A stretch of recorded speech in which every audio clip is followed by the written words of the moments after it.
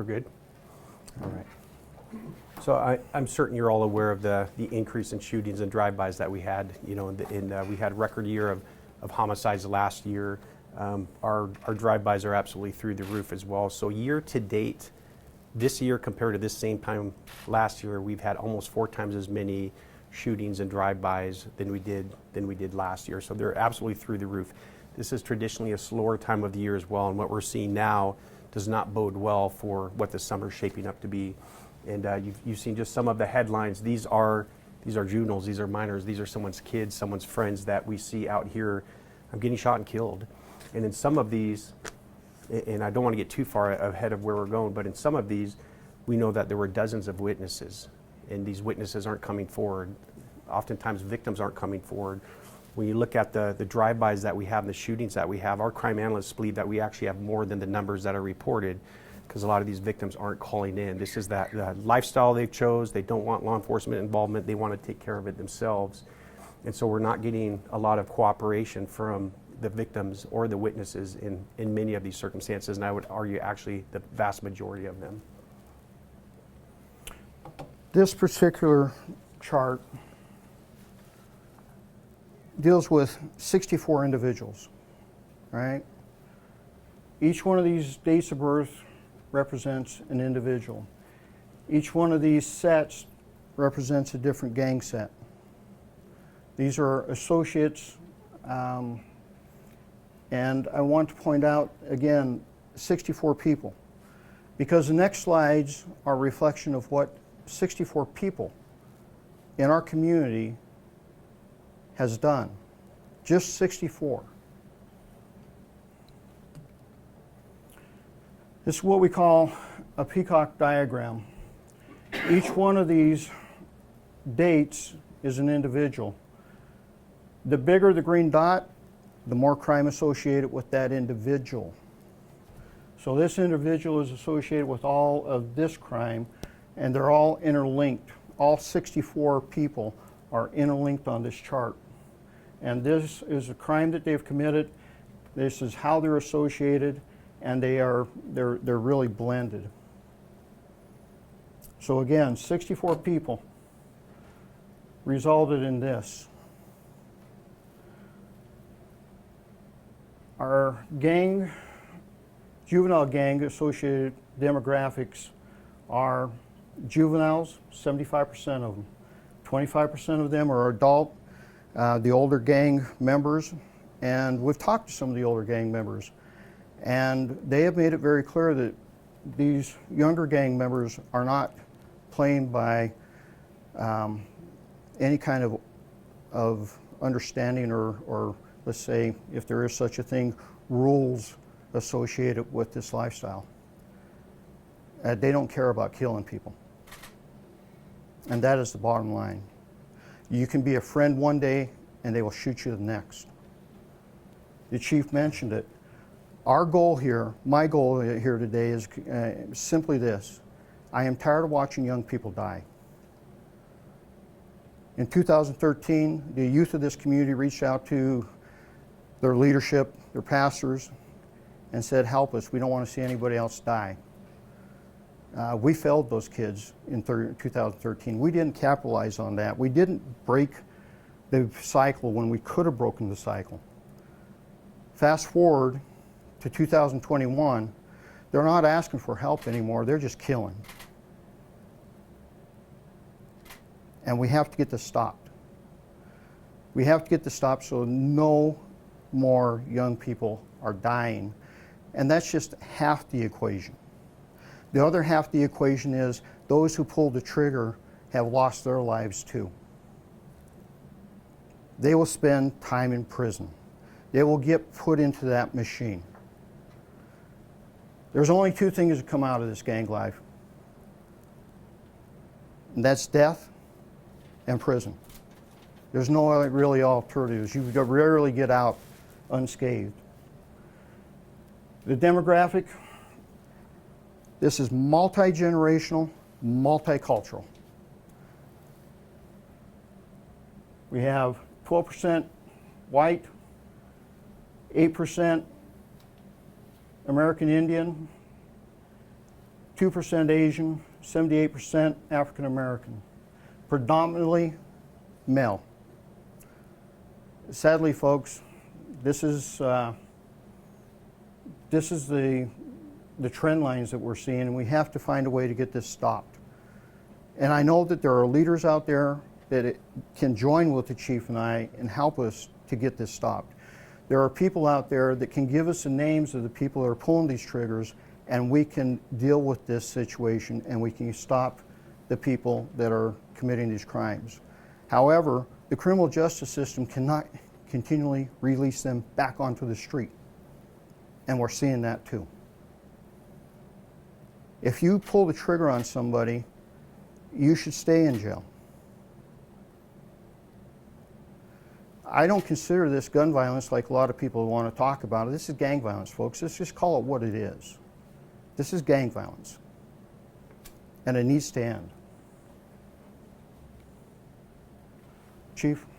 So when you're looking at the data, this is from January of last year to the end of last month as well. You're looking at the 64 people, mind you.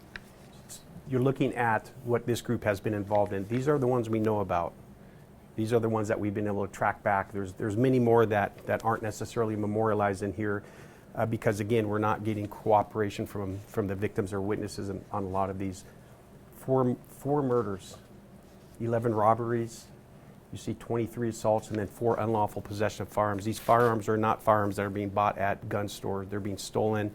They're being brought in from outside the area as well. And to dovetail on what the sheriff had said as well, so Safe Streets Task Force is a joint task force with the Sheriff's Office, the Police Department, the FBI, Department of Corrections. And in the interviews that we're having with individuals we believe are at some level involved, they have resigned themselves to either going to prison for the rest of their life or they resigned themselves to being killed. And this is not something that's just hyperbole for them. They have truly resigned themselves to, they only have 2 outcomes to how this is going to end up basically coming to a conclusion for them. And then when talking with our staff, these are young adults, these aren't even adults, these are young teenagers, 14, 15, 16-year-olds. And the second and third generation parents have said exactly what you heard the sheriff say. There's absolutely no code at all with these people. They are indifferent about collateral damage. When that gun is fired and that bullet comes out of the gun, there's no name on that. And we had one, I think, a week ago where it went right through the front door of a house. That family didn't ask to be involved in this. The kids that are in the house didn't ask to be involved in this. You only have to look at other communities to see what happens. The longer this goes on, the more people that didn't ask to be involved, have nothing to do with this, don't want anything to do with it, they start becoming collateral damage as well. And the gang members don't care about that at all. There's a coldness about them. And as the sheriff said as well, we're really struggling when we're catching these folks with firearms. They're convicted felons. They have shown that they do not make good decisions. They certainly should not have the power that comes with a firearm. So when they're a convicted felon, when they have a firearm, those need to be taken seriously because those are the things that are really creating the carnage that we're seeing in the Spokane County and the Valley and the city as well. The student at Mead that was shot out in the Valley recently, my daughter went to school with him. She knew him. She said it was devastating for her to see that level of violence and how it impacts everywhere in this county as well. I want to point out that these are not misdemeanor assaults. These are all felony assaults. These are drive-by shootings, many of them. The chief mentioned they're in possession of firearms, and we arrest them, and they get right back out on the street. This cycle has to be stopped. We arrest them for these type of serious violations. They need to stay in jail. They are a danger to the community. That is all I can emphasize. They are a danger to the community. And they are trafficking in these firearms. They are selling the firearms. They're selling drugs. This is typical gang-related behavior. And again, it's our youth. And the chief said it, I'm going to re-stress it. They have no problems dying, they have no problems killing, and they have no problems going to prison. Now that's sad for 16, 17, 18, 15-year-olds to be sane. But I will tell you that about 5 years ago, I was driving home late at night. Call came over the radio, 3 individuals pointing guns at people up on North Division. So I come into the area with the deputies. We had looking for them. We end up finding them. I find them hiding under a tall tree. Now, they were 12 and 13 at the time. 12 and 13. Mind you, I'm pulling them out from under that tree with a gun. All right? I'm pointing guns at these kids. And when I saw the first one step out, the thing that flashed my mind was not the cop in me, it was the father in me going, "You look like you're 9, and what are you doing out here doing this stuff?" Pulled the second one out from under the tree, and we hear the neighbor going, "I got one jumping the fence," so we went over there and grabbed him. And when I took him down and gave him to the deputies, I asked a simple question: "Where's your mama?" "Well, mama's working. Mom's doing the things she got to do to keep the family together." I asked the second question: "Where's your daddy?" He said, "He ain't around." "Come on, where's your dad?" "Sheriff, you know what I'm saying. He ain't around."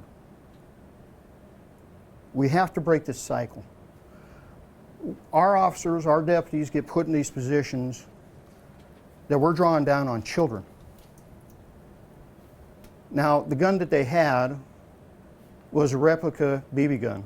But I tell you, if it would have been pulled, there would have been no doubt in my mind because it looked just like the SIG it's designed after. But those are the positions we're going to be put in. Our officers, our deputies, our task force members, when we have to deal with these things, face that reality. These are kids that we're going to be dealing with. And what's even worse is we have a community out there that knows what's going on and they're not stepping forward. They're not stepping forward to help change this dynamic.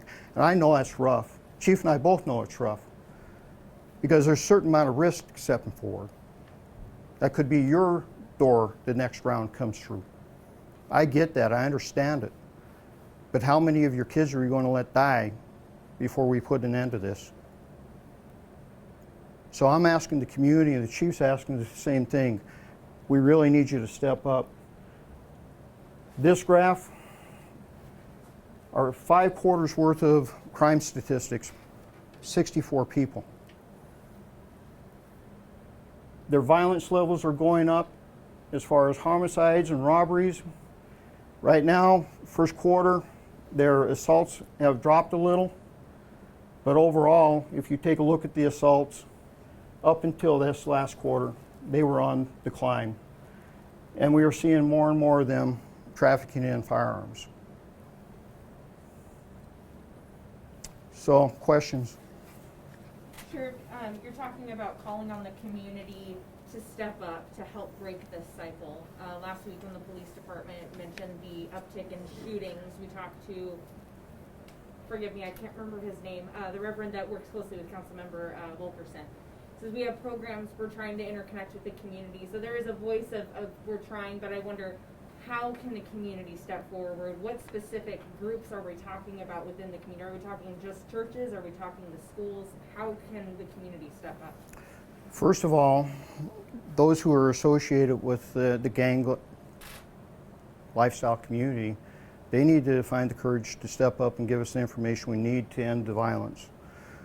You're talking, I believe you're talking probably Pastor Walter Kendricks. Yes, yes. Well, in 2014, I believe it was, Reverend Happy Watkins contacted me and said, "Hey, we need to do something. We need to get these kids out of this lifestyle. We need to have breakfast." So I went and had breakfast with Reverend Watkins. Out of that breakfast, we worked together, and an outstanding individual in this community by the name of Judith Gilmore created a apprenticeship program. Within 8 weeks, we take these kids from the street through an apprenticeship program and they will graduate with the ability to join the construction trades. It's been a phenomenally successful endeavor. However, we really need more people from our at-risk communities to join in and get your young people to these type of programs. We can create every program in the world, but if you're not getting your kids to those programs, nothing changes.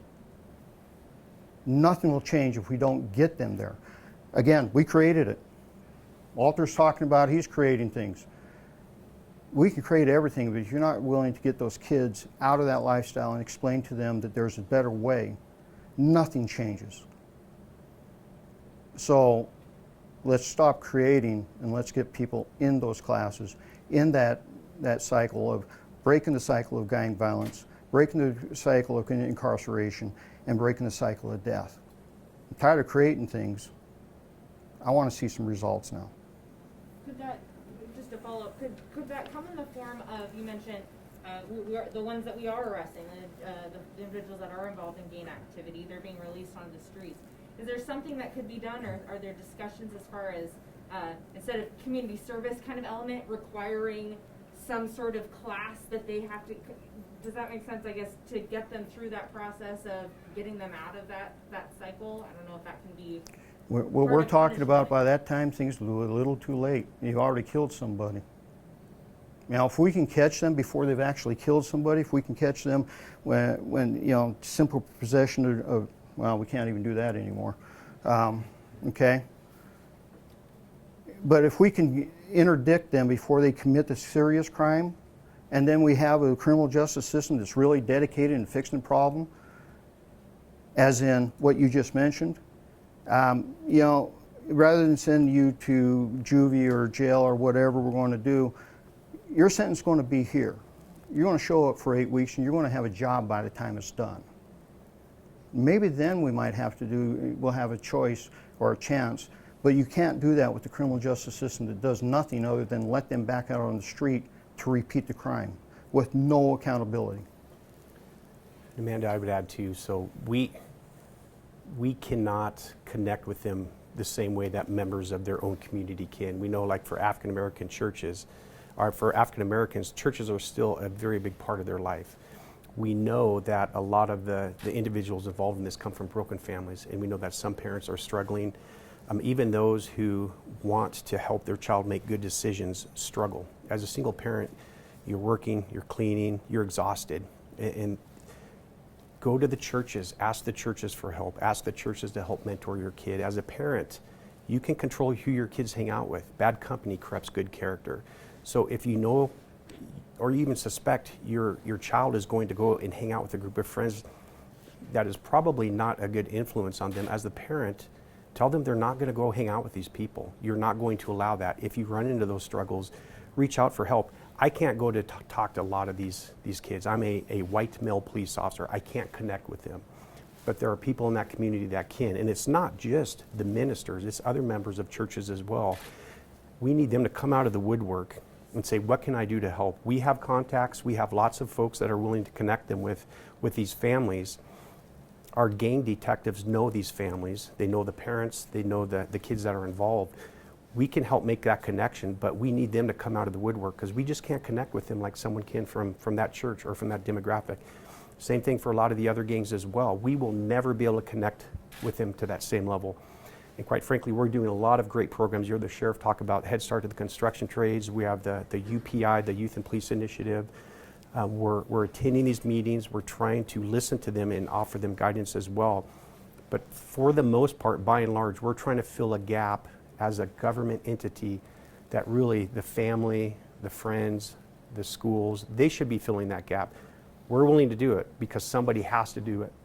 But we're never going to be able to penetrate to the same degree that a lot of these other entities are. They should be coming absolutely out of the woodwork and offering help. That's what's going to help with this. One thing, nobody asked me, well, what happened to those kids, the ones I pulled out with gunpoint, right? As I'm driving home, I'm going, okay, they're about ready to serve up 12 and 13-year-old kids to the great machine.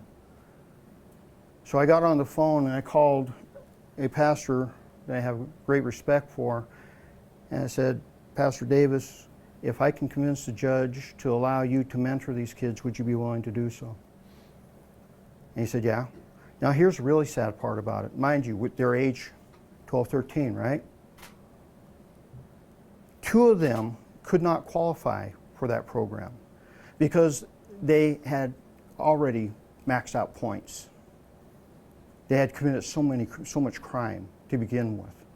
Only 1 was eligible to go through that mentoring process, and you know, that's sad. That is truly sad. I'd rather seen all 3, but by age 13 to be maxed out as far as what you've done so far, not to qualify for programming, that's a serious breakdown at the social level, societal level. And those are the issues that we really need to try to work on and try to fix. Again, the chief's spot on. We can sit here and talk about it all day, but we can't make that extreme connection that's necessary to get that individual who's heading down this path snagged up, brought to the class, mentored throughout the class to make sure they actually make it and stay. Because we have commitment from our business communities out there. You do this, we will hire you. Now, we can make more and more of these programs. Judith Gilmore is actually working on expanding that into multiple different trades. COVID's kind of slowed us down on a lot of our efforts. But our next step is to expand that to different trades. And we have businesses that are willing to step up and help with that. What we need is a community willing to step up and make that connection and bring those kids forward and explain to them that this is, at age 16, to be resigned to the fact that I'm either going to prison or I'm dying. Think about that. And what's even worse, who's to blame? We are. Society in totality is to blame for this. We glorified this lifestyle, folks. Make movies about it. We let people make money off of it with songs and everything else. Maybe the people that make this type of music need to do some donations back to help clean up the mess that they've created. You do not glorify a violent lifestyle and think it's going to be okay. Society did that. I remember reading back in the late 80s, early 90s, of African American pastors going to Congress and going, don't let this happen. Well, we didn't listen to them. The African American pastor is a key to helping with this. I have great faith in their abilities. It's time for all of us to reach out and save these kids. Because right now we have people hunting each other. We know that. That's not hyperbole. We actually know that there are people literally, well, you shot me, I didn't die, so I'm coming at back, all right? Or you killed my friend, now I'm coming after you.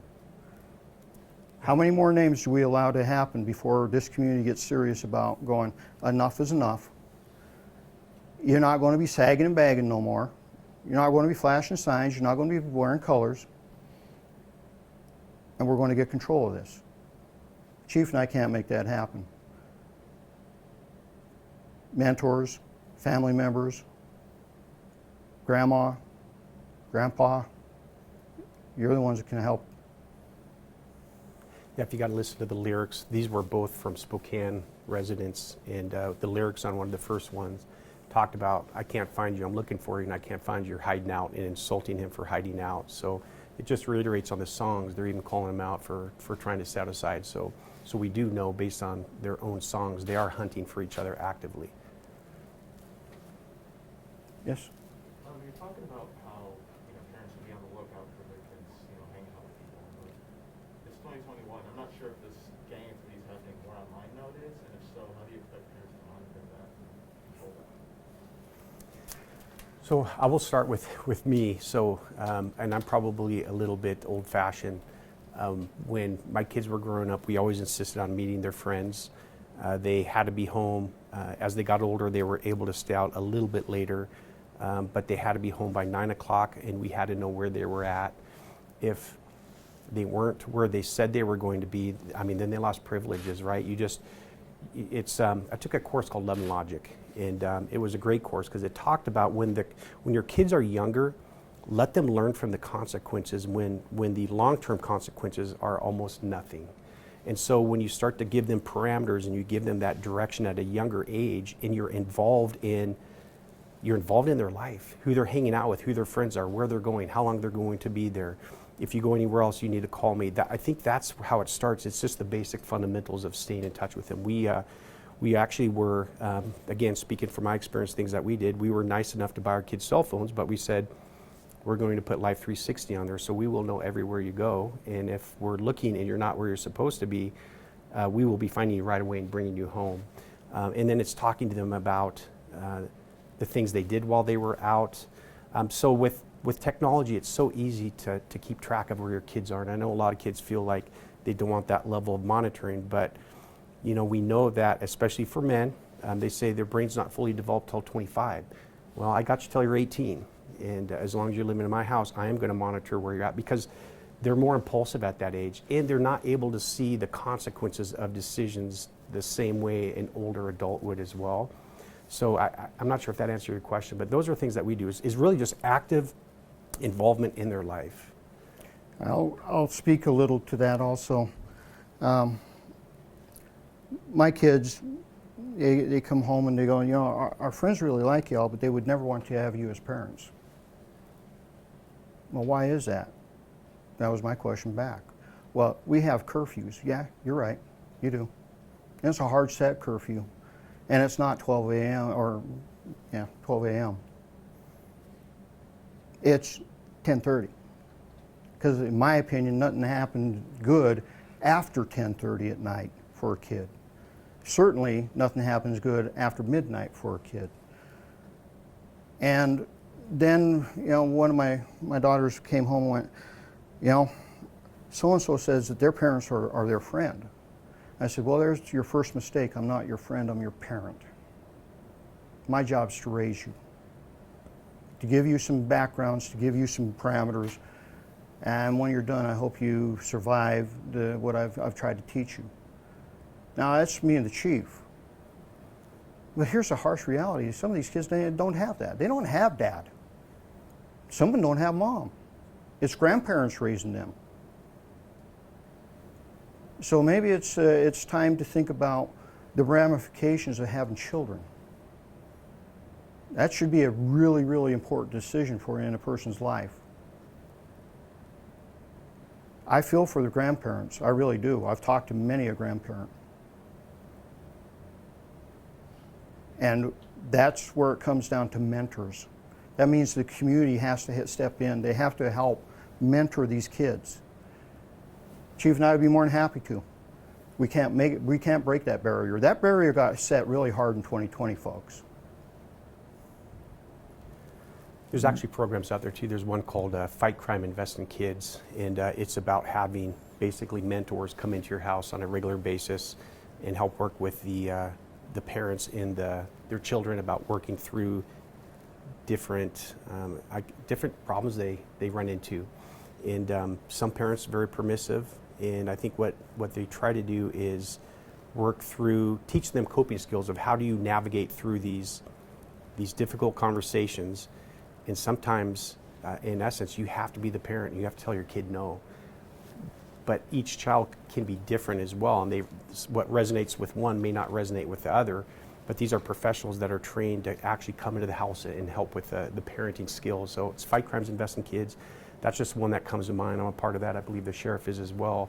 So there's programs out there to help, because there's no book that comes with being a parent. A lot of it is trial and error. But there's a lot that can be learned from the mistakes others have made as well, which is also where the mentors come in, of really the ones who've maybe made these mistakes and maybe have that same mindset at a young age when they were teenagers, but now they're in their mid-20s and now they realize things that they didn't know back then. And that's why we need them to step forward to be the mentors as well. Again, because we can only do so much, but by and large, by the time law enforcement becomes involved, it's too late. You've already broken the law and there's victims, so we have to do what law enforcement does. We have to bring you to jail. And again, we're doing other things with all these different programs, but that's where the mentors come in as well. And long-term mentorship, which really the foundation is a relationship of trust. And once they get the trust of the kid or kids that they're working with, that's when that really raw communication takes place, where they're very honest and they've gained the trust of this person. They're starting to believe what they're saying as well. So it doesn't happen overnight. It takes a commitment. And you do have great mentors out there. You have Michael Brown out on the east side. He has a restaurant where he's teaching kids, job skills, mentoring skills. He has a clubhouse where he provides mentorship and helps with schoolwork, helps with all those things. And in the summer, for about 9 weeks, he puts on a basketball camp targeted at our high-risk kids to keep them off the street. He feeds them breakfast, gives them lunch. He keeps them there for a good part of the morning, afternoon. But it's always a struggle to keep him funded, because it takes money to do this type of stuff. So you do have great mentors out there. Michael's one of the best mentors I know in this area, and he's really trying. But it's going to take a little bit more, because you got 64 kids just involved in this little ring. How many rings do you think we have out there? So you're saying we need more Michael Browns, but maybe the resources. I mean, how do we make them more visible? I mean, I guarantee we're going to have parents that are in that situation who may be low income and are struggling to point their child in the right direction because of those factors. So I guess how do we point them in the right direction? Where do we tell them to go? There are places that they can go. We mentioned some of them, but to answer the better part of that question is, right now America is looking for workforce in many, many key professions. Well, maybe that's one of the things we get is the business side of the world to invest in these kids. Okay, we will get you the training. Let's face it, college isn't for everybody. And quite frankly, some of these jobs, we're going to make more than I ever will with a master's degree. All right? But if we get business to invest back into these kids, if we get their communities to invest back in these kids and more appropriately rescue these kids, we might stand a chance. And there's all kinds of ways we can get this done. The problem is are we just going to talk about it like we did in 2013? Or are we going to actually do something this time? Again, Judith Gilmore, we have the construction trades angle. We're working at expanding that. What I need is input and buy-in from the business capital side of it.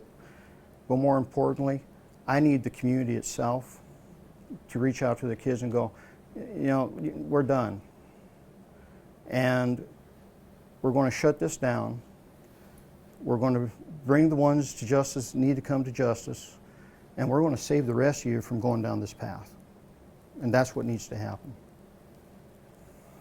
So I guess I would say that if anyone wants to help, we have plenty of contacts. I know you have ESD 101. We have an anti-gang grant to help work with kids that are out of school. This was even before COVID. Work with kids that are not in school as well, that are high risk, kind of veering towards the gang life. I know Spokane Public Schools also has an anti-gang program, and I know one of those involved is Pastor Sean Davis. I know the Martin Luther King Center, they're really starting to ramp up their outreach as well. Those are good places to start. We're good places to start.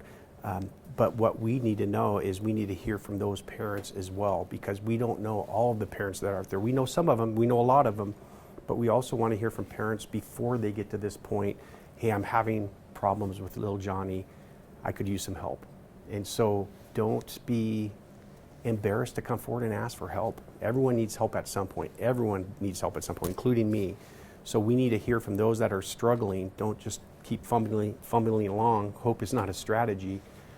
Let us help you and connect you with any number of resources.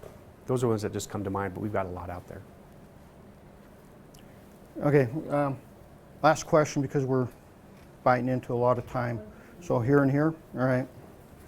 So, is there a correlation, because obviously this year's been unprecedented with COVID-19, the pandemic, schools going virtual.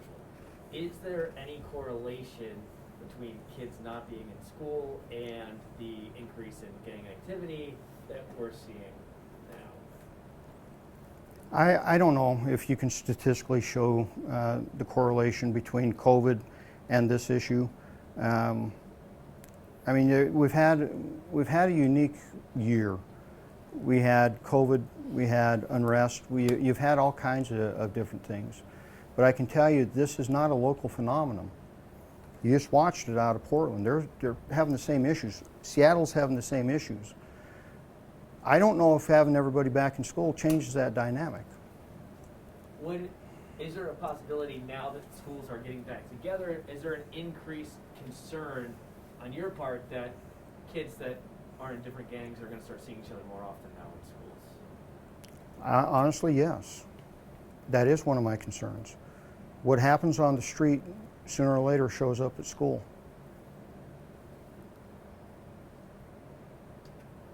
Then the last thing I have for you, and we're quite into time, you said. So we're asking for the community for help. We need help from the community. As far as what can be done as far as like the judicial system and recidivism, you mentioned not all the kids that you pulled out from under that tree were eligible for the mentor program. They're still young teenagers, and they're going into a jail setting with potentially bad influences that they could meet that otherwise they wouldn't have on the streets. So is there something that can be done to basically help rehabilitate kids that lost their way at such a young age? I think there is. But you have to also think about this dynamic. It wasn't that long ago in this nation the kids of 15, 16, 17, 18 actually had jobs. Maybe we need to rethink some of the things, because I had a job when I was a kid. It's really hard for kids to get hired. And quite frankly, some of the laws we passed won't allow them to do some of the jobs that I did as a kid. You know, and maybe that's a tragic aspect of this. And more importantly, you know, we've taken away their responsibility factor. We don't give them any responsibility. Maybe we need to rethink that angle of things too. So for me,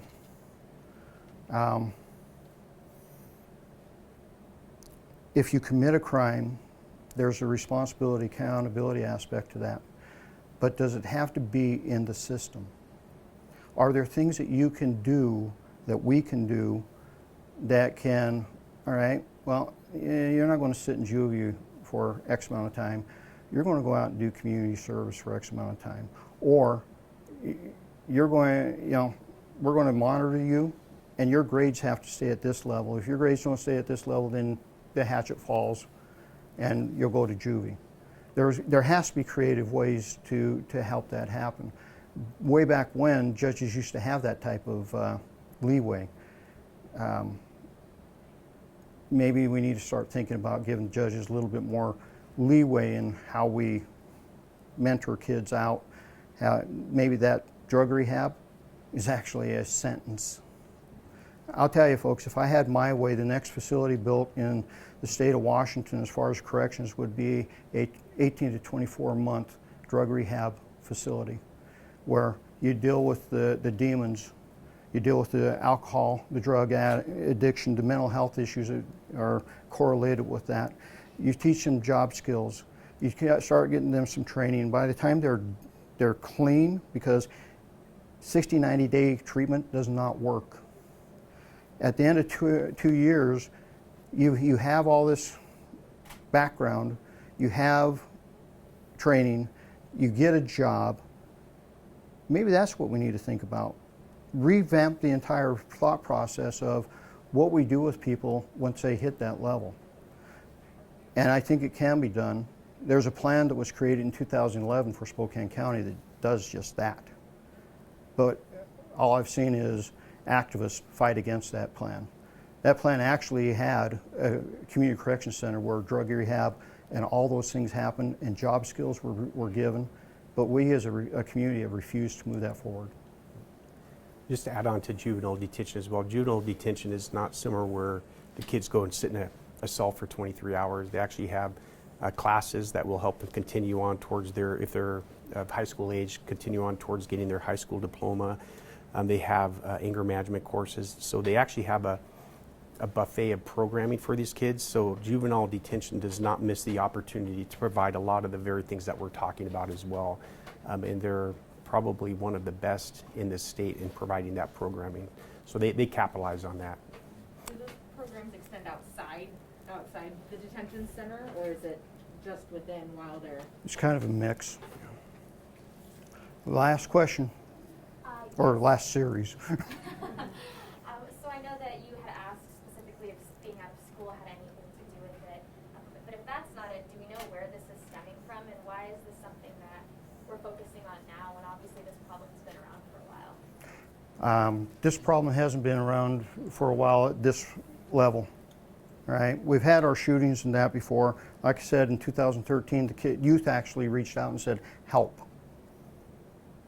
We've kind of had a lull, and this last 5 quarters that you've seen has exploded upward. This is new.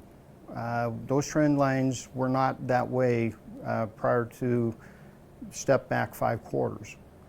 And it's a national issue, and we're seeing more and more of this type of activity. So I don't know if COVID's to blame for all this.